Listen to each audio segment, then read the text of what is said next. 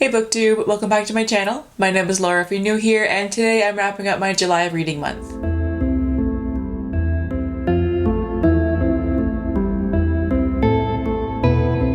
So July was definitely not the best reading month that I've had. I think it might have been the worst month that I've had so far. June, I can't remember to be honest, but regardless, I didn't read that much. I'm entirely blaming work and also just motivation, to be honest. But motivation? Who is she? I don't know. But basically, I read 5 books this month, giving me a grand total of 1,630 pages. 4 of these books were audiobooks, and 1 of them was a physical print copy. 2 of these I got from Scribd, 2 from my library, and 1 of them I actually owned. For my genre breakdown, I read 2 romance, 1 fantasy, 1 sci-fi, and 1 nonfiction. And for the target audience, 4 of them were for adult audiences, and 1 of them was young adult. And then for my star rating, I actually had a really good month in terms of like overall quality. I read 2 4.5 stars and 3 5 stars. What? That's wild. I haven't had that many 5-star reads in 1 month in so long. I think for this year as a whole, before July, I'd only had maybe 4 5 stars from like January until June.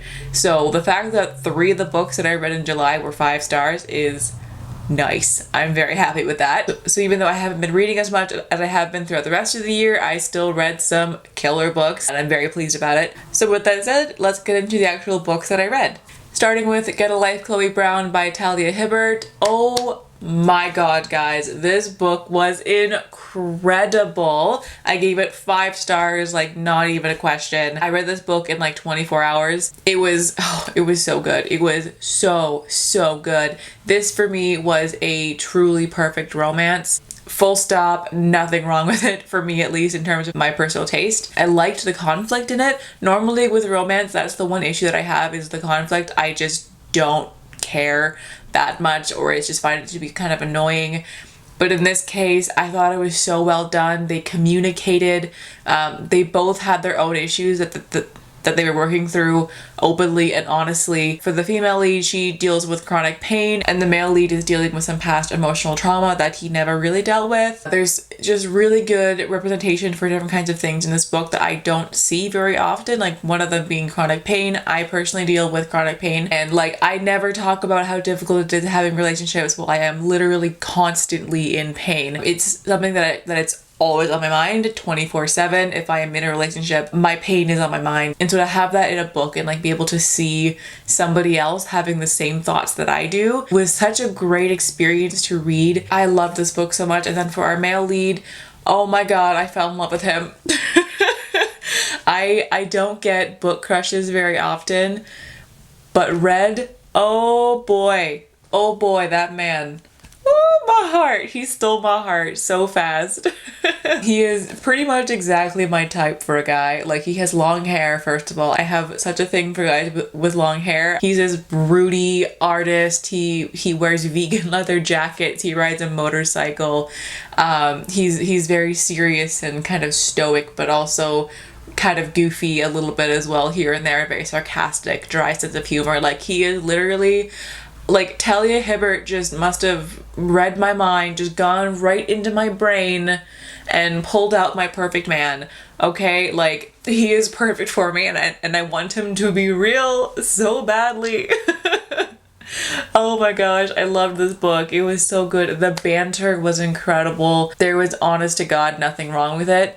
My like only critique, and like really it's not much of a critique, I did find the female lead to be kind of annoying at first, but within like a couple of chapters I loved her, so it's not really a critique. So yeah, this book is so good. I did think that I was going to like it. I just didn't think I was going to like it this much, to the point that I actually picked up the next book in the series immediately, which brings me to my next book that I read, Take a Hint, Dani Brown, also by Talia Hibbert, obviously. This is book 2. It's a companion novel, so you can read them out of order. It takes place after the event of the first book, but it doesn't really spoil anything. But Take a Hint, Dani Brown was also fucking incredible. This one I gave 4.5 stars. Honestly, it probably would have been a full 5 stars if I hadn't read it immediately after the first book. because I was comparing them so closely because I had like literally just finished the first book. I read them back to back, and I think because I was comparing them in my head so much, I did like the first book just a little teeny tiny bit more, mainly because of the male lead who I fell in love with. So I gave Take a Hint, Dani Brown 4.5 stars just because it wasn't quite as good as the first one, just for my personal taste, obviously. Still phenomenal read, fantastic romance, again with the communication and everything. Like, I just, oh man. This is what I need from romance, because like every time that I read romance, my main problem with it is that the characters don't fucking communicate, and miscommunication drives me up the wall. Like, I can't stand it. So in this book, the characters were open and honest about their emotions. Things were still messy and angsty, which I love, but they talked it through like adults. So loved that. It was so good. Talia, Hibbert, I will read anything that you write from here on out. I'm probably gonna go back and read her other books. I'm not even sure if she has other books. I'm hoping she does, because I need them in my life. But yeah, I have seen the light. I am now a Talia Hibbert stan. Is that the right word? I don't know what slang the kids use these days, but whatever that is, big fan, good shit. Can't wait to read more from her. The next book that I read was The Wicked King by Holly Black. Y'all, this book, oh my god, 5 stars, full 5 stars, without question. Wow.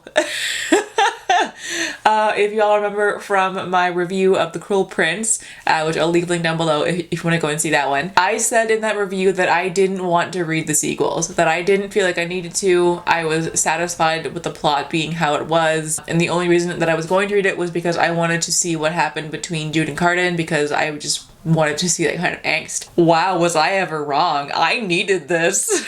This is one of the best sequels that I've ever read in my life, and it is because of Jude and Cardan. If you watch my videos, you probably know that I love asshole characters. I do like the hero characters as well, but like, I love me a good villain, a good like morally gray, maybe a bit less than morally gray character, where like they're still the main character, you're still rooting for them, you want them to succeed, but they're kind of assholes. I love that because it's different from what we normally get. Jude is one of my favorite characters for that kind of trope, because she is just such a prick. She is so petty and angry, and I love it, and Cardan is the exact same, and it's just wild. It's so fun to read, it's addicting. I am so impatiently waiting for my copy of The Queen of Nothing to come in. I've been waiting for like 2 months, okay? I need my copy to come in, and I need to read it right now. Yeah, I love this. I love this so much. This series still isn't like an all-time favorite series ever, but like in terms of sequels, this is definitely one of the best sequels that I've ever read, ever. And the cliffhanger, excuse me?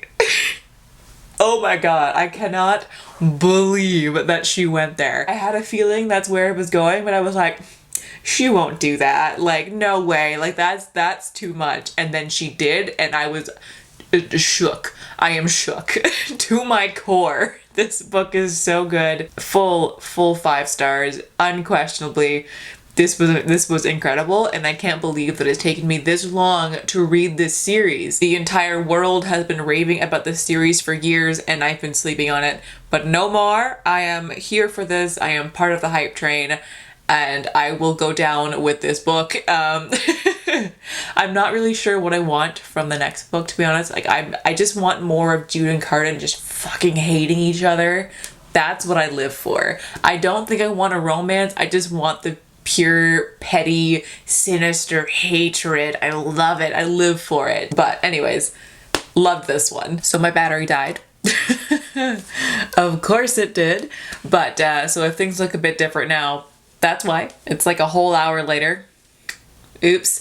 I also realized that I didn't give a single description of any of the plots for the books that I talked about beforehand, so my bad. Basically, adult romance, YA fairy fantasy. Voila. That is the gist of what I've read so far. So moving on to the next book. I'll probably have to speed things up because I didn't charge my camera fully, and who knows how long my battery will actually last now. But Next book that I read was An Absolutely Remarkable Thing by Hank Green. This book took me by surprise. I figured that I would love it because I love Hank Green, but I didn't think it would be this good, to be honest, because like it's a debut book, so they're often not great. But Hank Green, goddamn, where did that come from? This book is about, it's complicated actually. What is this book about? How do I explain this book?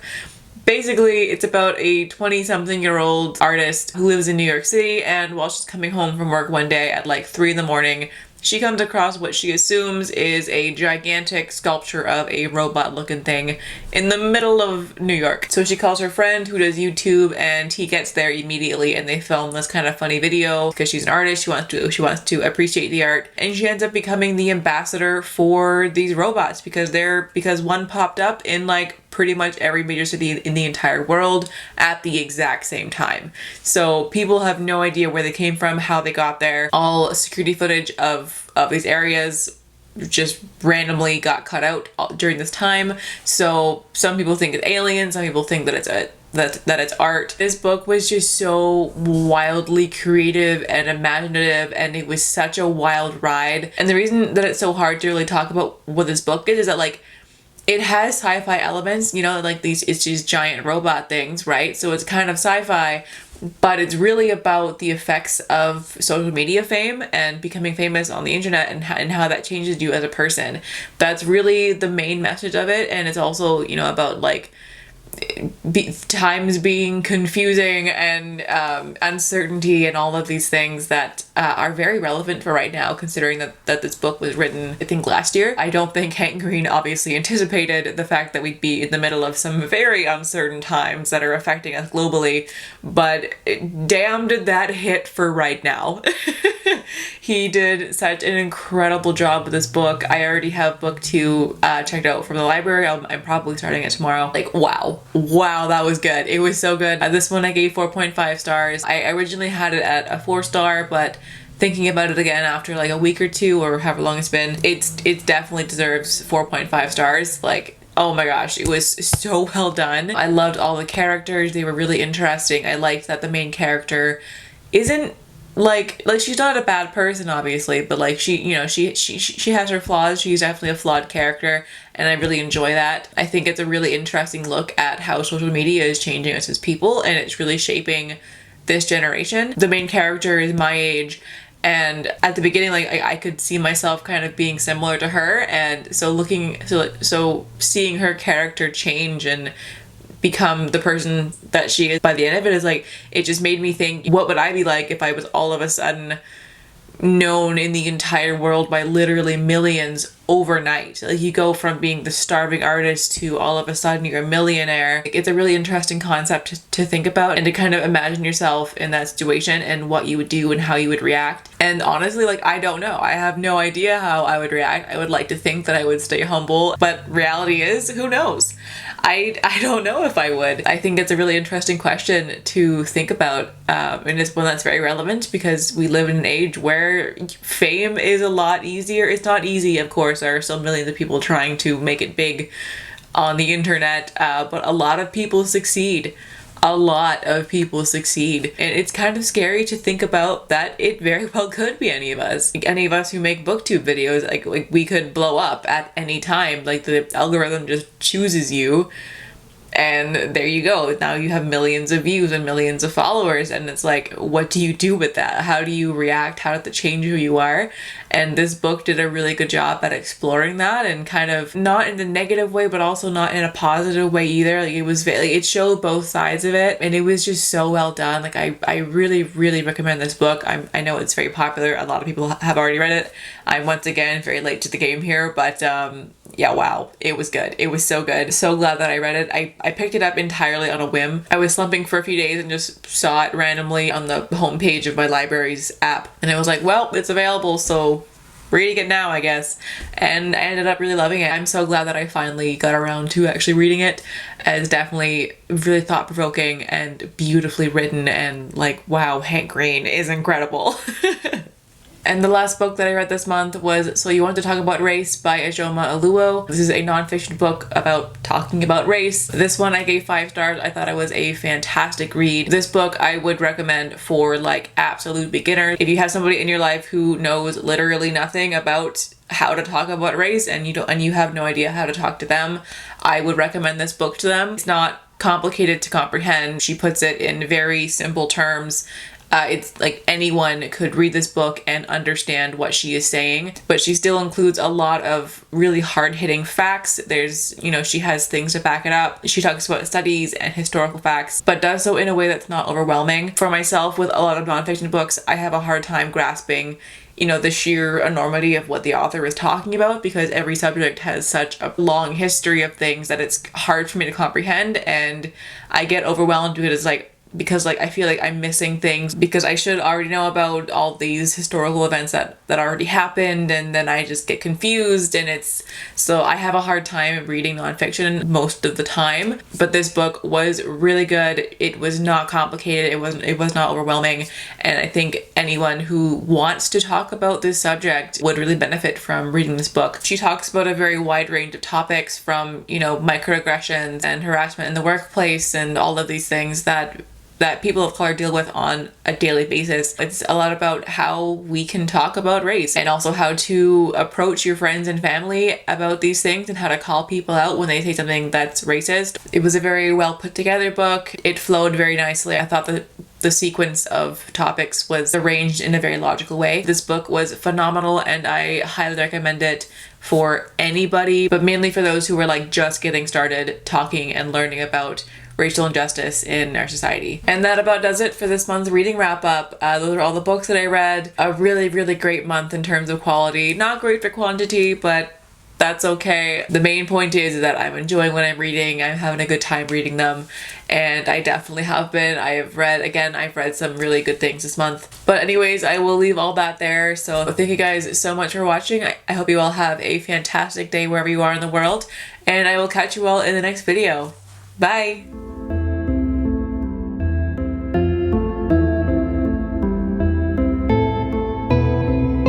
Next thing that I read was an absolutely for fuck's sakes, Hank Green, why? I cannot say your book title. An absolutely oh my god. An absolutely oh god, I'm gonna go crazy. An absolutely remarkable thing, making me. Just speak.